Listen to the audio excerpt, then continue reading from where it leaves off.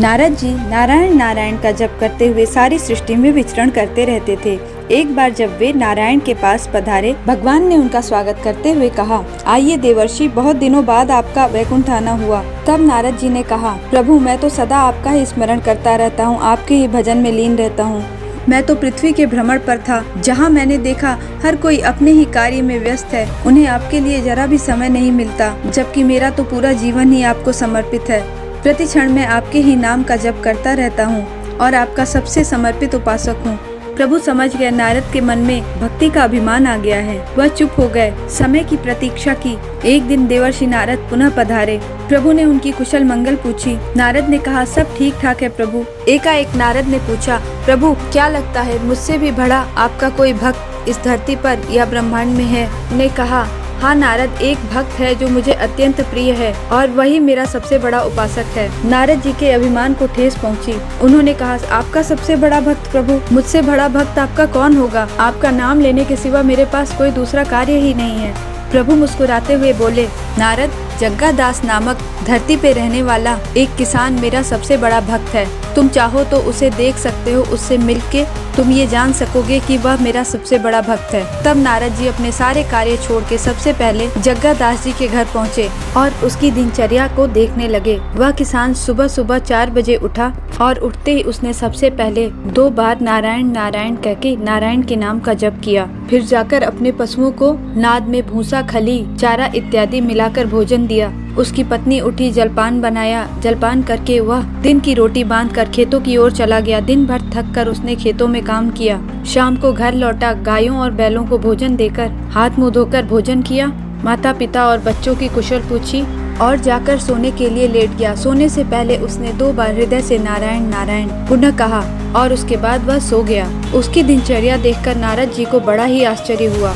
उस किसान ने दिन भर में सिर्फ 4 बार नारायण नारायण का जप किया था, परंतु वे तो सारे दिन नारायण नारायण का जप करते रहते हैं। किंतु भगवान विष्णु उन्हें नहीं, वरन इस किसान को अपना सबसे बड़ा भक्त मानते हैं। यह तो प्रभु का अन्याय है। नारद जी बड़े व्यथित हो गए। परेशान होकर वापस वैकुंठ पहुँचे और जाकर नारायण से कहा, हे नारायण, आपने जिसे अपना सबसे बड़ा भक्त बताया था, उसकी दिनचर्या में देखकर आ रहा हूँ। सारे दिन में उसने सिर्फ 4 बार आपका नाम लिया, 2 बार सुबह उठने के बाद और 2 बार रात्रि को सोने से पहले, जबकि मैं तो जीवन में प्रति क्षण आपका ही नाम स्मरण करता रहता हूँ। फिर भी आप उसे अपना सबसे बड़ा भक्त मानते हैं। यह बात जानकर मेरे मन में व्यथा हो रही है। तब भगवान विष्णु ने नारद जी को कहा, अच्छा, मिलाए आप मेरे सबसे बड़े भक्त से। ठीक है, आपकी शंका का समाधान हम बाद में करेंगे, परंतु मुझे एक काम में इस समय आपकी मदद की आवश्यकता है। नारद जी ने कहा, आपको किस कार्य के लिए मेरी आवश्यकता है प्रभु?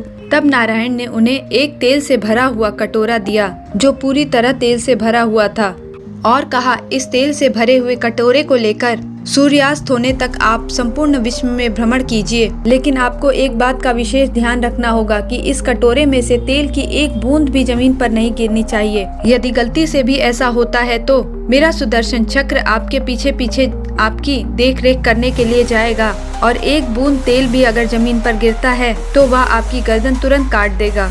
इसलिए आपको इस कटोरे का पूरा ध्यान रखना है। नारद जी ने वह तेल से भरा हुआ बर्तन नारायण से ले लिया और उसे लेकर सुबह से शाम तक भ्रमण किया। उनकी सारी दृष्टि उस कटोरे के तेल पर थी कि वह तेल जरा भी छलक कर गिरने न पाए, जिसके लिए वह बड़ी ही धीमी गति से चलते रहे। और संध्या होने पर उन्होंने राहत की सांस ली और प्रभु के पास पहुँचे। तब नारायण ने पूछा, आपका भ्रमण कैसा रहा? नारद जी ने उत्तर दिया, मेरा सारा दिन अत्यधिक तनाव में बीता, क्योंकि कटोरे के तेल पर मेरी दृष्टि टिकी रही कि एक बूंद भी तेल छलकने न पाए, क्योंकि पीछे पीछे आपका सुदर्शन चल रहा था। विष्णु जी ने पूछा, अच्छा वो सब तो ठीक है, यह बताइए आपने दिन भर में कितनी बार आज मेरा नाम लिया? नारद जी हड़बड़ाकर बोले, भगवान, एक तो तेल से भरा हुआ कटोरा, दूसरा आपका सुदर्शन चक्र मेरी गर्दन के पीछे पीछे था। मेरा तो पूरा ध्यान इसी बात पर था कि किसी भी प्रकार से कटोरे से तेल न छलकने पाए। इस आपाधापी में मैं आपका नाम लेना तो भूल ही गया। नारद जी के उत्तर को सुनकर भगवान विष्णु ने मुस्कुराते हुए कहा, इसी प्रकार गृहस्थ जीवन की आपाधापी आजीविका अर्जन, बाल बच्चों, पशुओं का ध्यान रखना, हर तरह की परेशानियों और कठिनाइयों को सहने के बाद भी यदि किसान सुबह शाम मेरा नाम श्रद्धा पूर्वक लेता है तो निश्चित रूप से वह मेरा सर्वश्रेष्ठ भक्त है।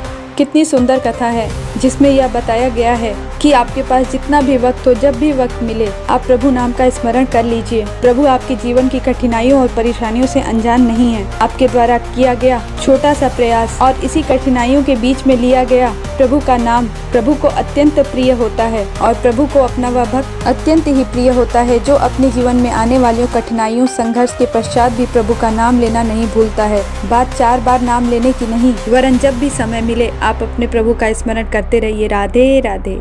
उसी समय नारायण ने नारद से कहा, सच्ची भक्ति निरंतर जप करने में नहीं है, बल्कि अपने कर्तव्यों और जिम्मेदारियों के बीच सदैव मेरा स्मरण करने से है। और प्रेम पूर्वक भगवान ने कहा, न अहम तिष्ठामि वैकुंठे योगी नाम हृदय न च मुद्द भक्त यत्र गायन्ति तत्र तिष्ठमि नारद। हे नारद, मैं वैकुंठ में वास नहीं करता, ना ही तुम मुझे भटकते हुए योगियों में पीछे जाकर पा पाओगे। जहाँ भी मेरा भक्त मुझे पुकारता है, मैं स्वयं उसे उपलब्ध हो जाता हूँ। इसलिए ऐसा कभी मत सोचिए कि आप गृहस्थ हैं या अपने कामों में आपको समय नहीं मिलता तो आप भक्ति नहीं कर सकते। जहाँ भी आपको समय मिले, 2 क्षण का भी वक्त मिले, तो अपने प्रभु को याद करते रहिए और उनका नाम निरंतर जपते रहिए। श्री राधे।